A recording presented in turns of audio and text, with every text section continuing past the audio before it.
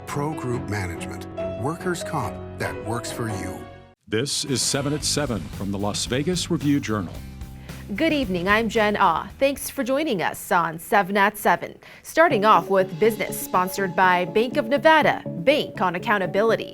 Boyd at Las Vegas casinos acts swiftly, taking down all those mask signs just hours after the governor announced ending the mandate. The Strat's GM says this move could boost tourism and, quote, "This is a great start to getting back to normalcy."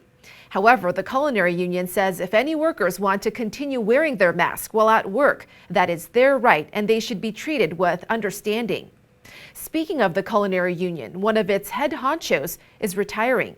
Gioconda Garguello Klein spent a decade as secretary-treasurer at Culinary Local 226, during which the union grew to 60,000 members and won health extension benefits during the pandemic. Arguello Klein writes, quote, "The future for culinary union members is bright because we stick together." And more top stories, sponsored by Nevada Hand Silver Sky Assisted Living Community. Learn more at nevadahand.org. A local police officer makes an incredibly selfless decision following a tragic homicide investigation in January. Review-Journal's Renee Summerhour explains. Renee? Jen, Officer Nick Quintana was on his lunch break when he overheard officers responding to a homicide. He didn't have to go, but something compelled him to join his team, and that decision would change his life forever. When he arrived, he learned that a woman had fatally shot her ex-husband with 5 children inside of the home. She had been ordered held without bail. Quintana had to leave for another call, but later drove back to the house. At first, he wanted to talk to the kids, offer support and empathy, and help them in any way he could. Child Protective Services representatives showed up and told the 5 children ages 5 through 17 what happened. As tears rolled down their face, Quintana made the decision to take the kids in, all of them. In the midst of this, I can still definitely be, a sensitive guy.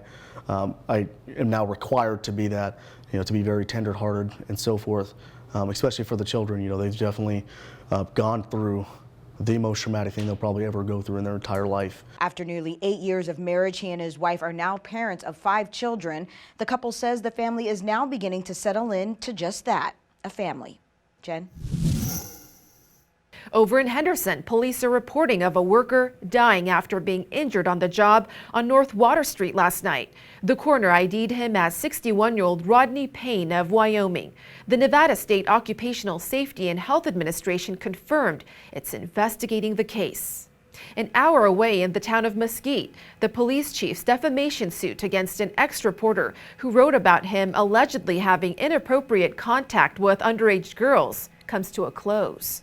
Mesquite's chief of police, McQuaid Chesley, filed a lawsuit against Barbara Ellisted, who ran the Mesquite Citizen Journal, but they reached a settlement earlier this week where the case was dismissed and Chief Chesley cannot bring it up again in court against Barbara, and they've settled for an undisclosed amount. Meanwhile, the Nevada Press Association says, quote, "The police chief's lawsuit was completely unwarranted." In weather, sponsored by Star Nursery, your garden's partner for every blooming thing. Today's weather was beautiful, and it should stay that way for your weekend. What a pleasant night with temps in the 60s, tapering off into the 40s. On Saturday, you should wake up to more blue skies with a high of 73 degrees and a low of 43. Similar conditions on Sunday before some clouds roll in on Monday.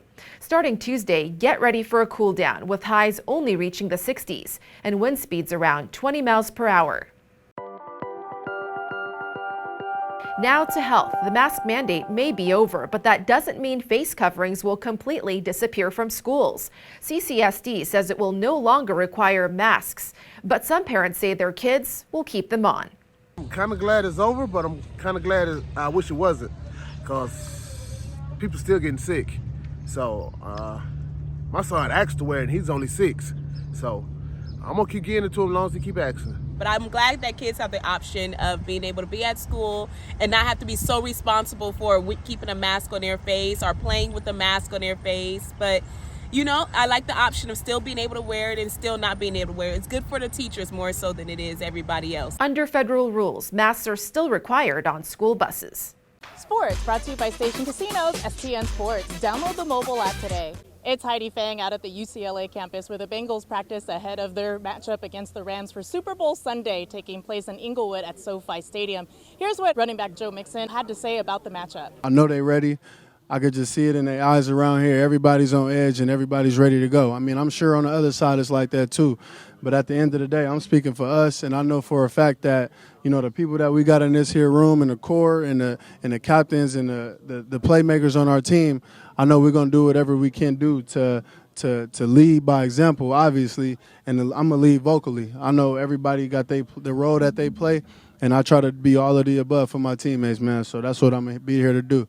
Sports betting sponsored by Las Vegas Paiute Tribal Smoke and Cigar Shop. Mattress Mac is doubling down on the Bengals with the biggest bet he's ever placed. Houston furniture store owner Jim Mattress Mac McInvale made a $5 million moneyline wager to win $8.5 million on his Caesars Sportsbook app on Cincinnati to upset the Rams in Super Bowl 56. Mac already had $4.5 million on the Bengals and has a total of $9.5 million to win $16.2 million, riding on Cincinnati to win Sunday's game. In entertainment, sponsored by DiscoverYourNevada.com, brought to you by Travel Nevada. As our sports crew mentioned out in LA, Super Bowl weekend is almost here. As for where you can binge on wings and chips locally while cheering on the Bengals or the Rams, some affordable spots include the House of Blues with all-you-can-eat packages starting at $70. Moon Palace is offering a game day box for $56, and there are a slew of high-end spots on the Strip. For the full list, go to lvrj.com. Meanwhile, masks soon won't be necessary to attend shows at the Smith Center. If you're going to see the show The Band's Visit next week, the producers ask patrons wear face coverings to protect the performers. And certain touring shows may add COVID safety protocols. But otherwise, the center says it won't require masks or proof of vaccination. In lifestyle, besides Super Bowl festivities for country music fans or truffle lovers, here are other options. Luke Bryan kicks off his Resorts World residency. The American Idol judge is playing through February 26th. Tickets for this weekend start at around $100. And Chef Jose Andres Truffle Festival begins Saturday at restaurants China Poblano and Jaleo, featuring truffle-forward dishes. For more info, you'll have to dial up those restaurants. Thank you for watching 7 at 7. If you have a Roku device, just search Review Journal to download our channel. Watch Las Vegas breaking news streaming live on your OTT device. We'll see you back here on Monday for more 7 at 7. Review Journal Studio, sponsored by Adam Kuttner. Get the maximum settlement as quickly as possible. This 7 at 7 update, sponsored by Pro Group Management. You're watching 7 at 7 from the Las Vegas Review Journal.